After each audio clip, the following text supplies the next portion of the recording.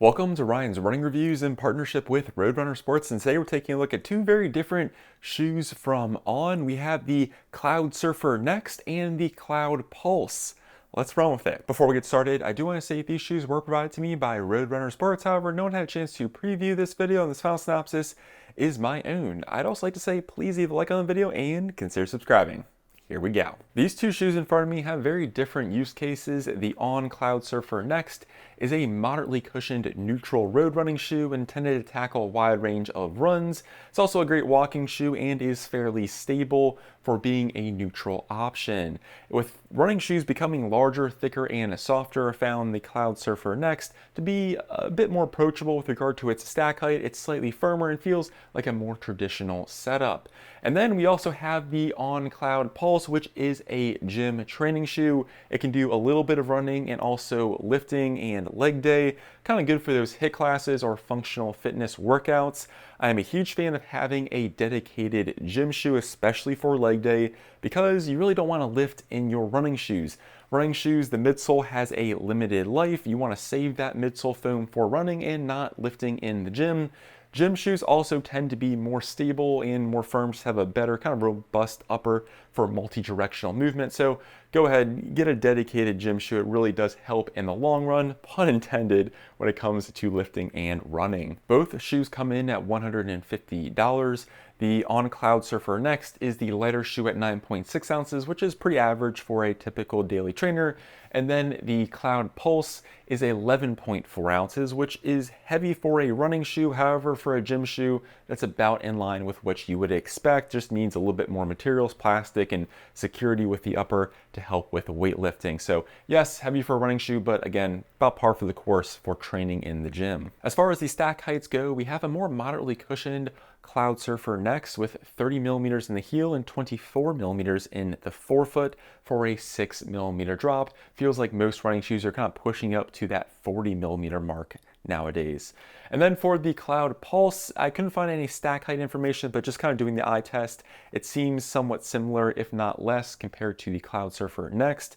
This does have an 8 millimeter heel to toe drop, which is important to keep in mind for your lifting shoes. It basically determines how much higher your heel is compared to your forefoot. For me personally, I do like a slightly flatter gym shoe, so I did keep that in mind when testing out this option. The higher drop does help a little bit more while running and just kind of changes the overall mechanics of your lifting. Moving on to the uppers, we'll start with the Cloudsurfer Next. It does fit true to size. However, the one thing I want to point out here is, and it's actually somewhat interesting, the opening of the shoe is just very wide. Where the eyelets are for the shoelaces, the shoe right out the box just has kind of a wide stance to it, and it becomes apparent when you kind of line this up with the Cloudpulse. You can just see it has a really wide opening.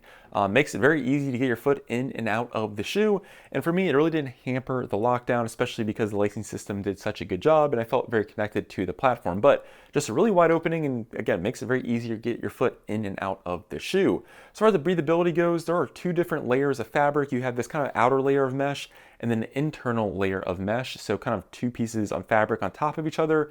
The breathability here was okay, wasn't bad, wasn't great, kind of about middle of the road. And the tongue is gusseted, which connects into that internal layer of fabric. The tongue itself has a nice level of padding, very comfortable, and does a good job keeping the lace pressure off. Just a lot of plush materials here, especially as you go towards ankle and Achilles section, plenty of padding. True to size, I do wish maybe the toe box was slightly wider, but overall I thought it was fairly accommodating. And then if we go on to the Cloudpulse, this has a more traditional heel counter and opening. Great lockdown and fit. It was true to size for me. It did have a bit more room in the toe box, which I did appreciate. Kind of helps your toes splay out and gives you more stability while lifting. Now, this also has a two material approach for the upper, except the outer layer here is going to be a more breathable material, which helps with the ventilation and makes it more breathable compared to the Cloudsurfer Next. Very happy to see that. The one issue I did have is the tongue. While it did work, I wish it had more padding.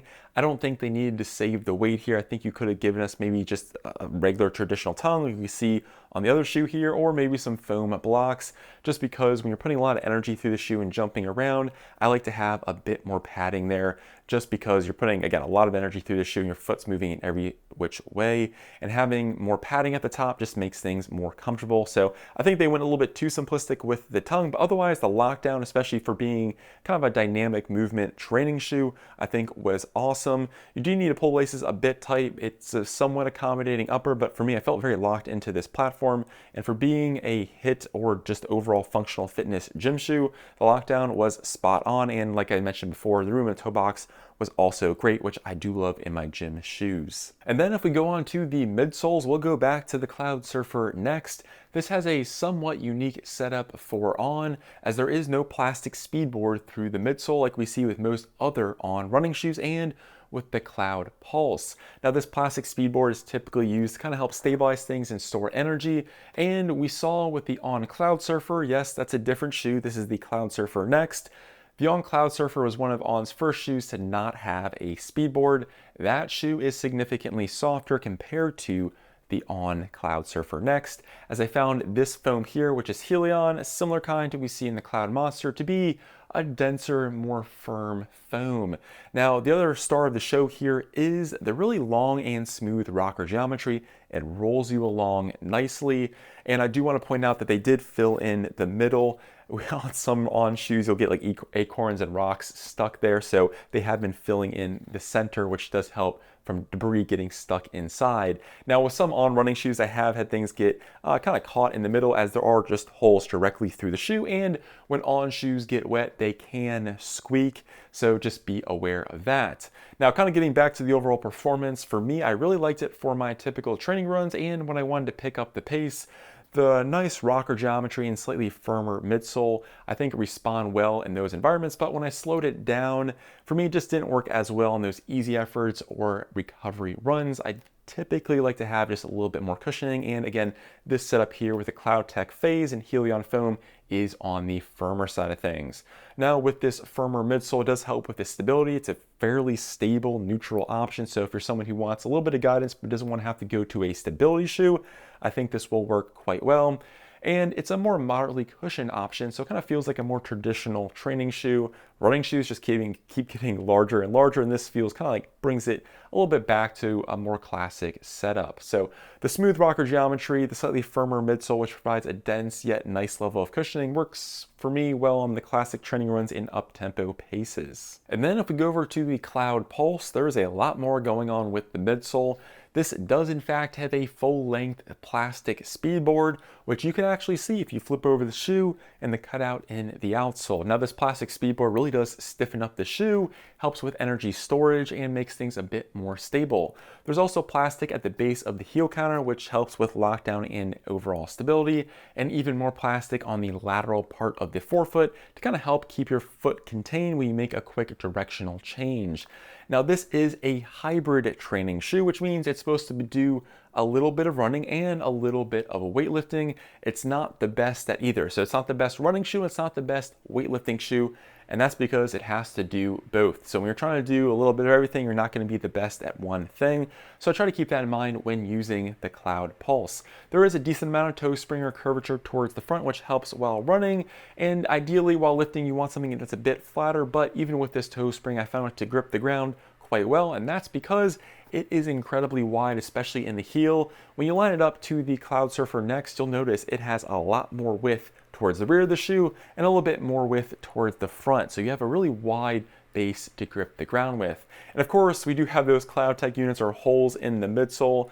The foam itself is Helion, which again is on the firmer side. That's what you want out of your training and lifting shoe, just because you don't want a soft and squirrely experience. You want something a bit more firm and stable, and I think that's what is provided here, even though you do have these holes through the shoe itself, which I think is kind of more an aesthetic touch rather than a functional approach. So how did the Cloudpulse perform, which I think according to On is their first cross-training shoe? Well, I was actually quite impressed. Now, this shoe for me leans a little bit more towards the running shoe side of things than it does towards the weightlifting side of things, mainly because the midsole feels a little bit bulkier and softer compared to like a true CrossFit shoe. However, this shoe really is intended, in my opinion, for like super heavy lifts. You can definitely squat and deadlift in this shoe. I kind of put it through its paces. I didn't go super heavy in it, but I was quite happy with the lockdown, and I do find it much better compared to lifting in a running shoe.